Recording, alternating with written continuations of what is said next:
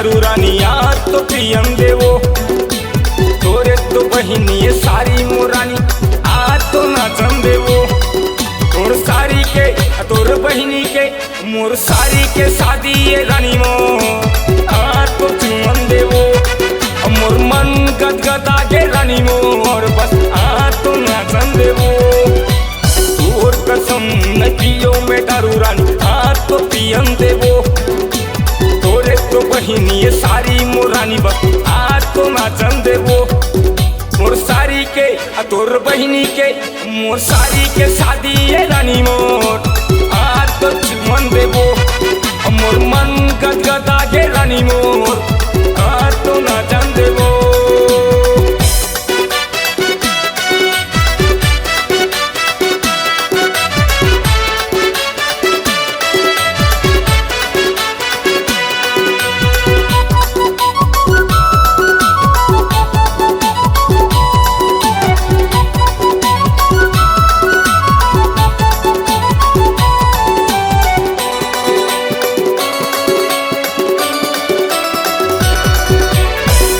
का दिन ले देखत रहे रानी कब आही मोर मौका मिले है आज रानी पियन देना मोलाओ।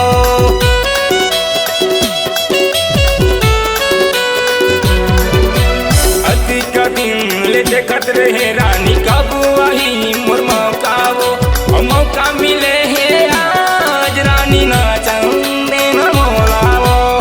पियन देना मोला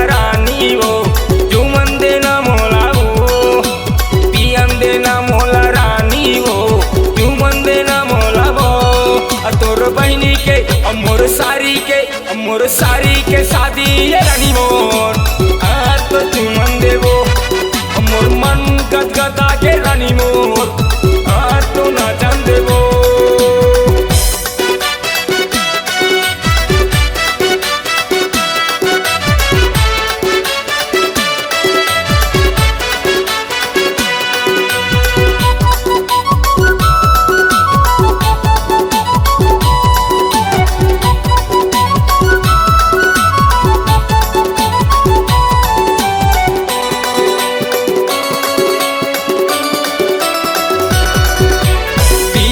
पिए बिस्की पिए दारू ये कंठर लाओ। मोर सारी के नशा है भारी महुआ दारू हो के पीकावो।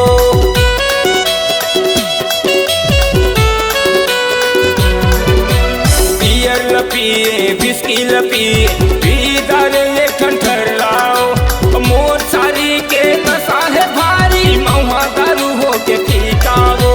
धारन देना मोला रानी हो पियन देना मोला हो। धारन देना मोला रानी हो पियन देना मोला हो। तोर बहिनी के मोर सारी के शादी है रानी मोर आज तो नाचन देवो। मोर मन गदगदा के रानी मोर आज तो नाचन देवो। तोर कसम न पियो में दारू रानी आज तो पियन देवो। तो बहिनी सारी मोरानी आज तो नाचन देवो। तोर बहिनी के मोर सारी के शादी है रानी मोर आज तो पियन देवो।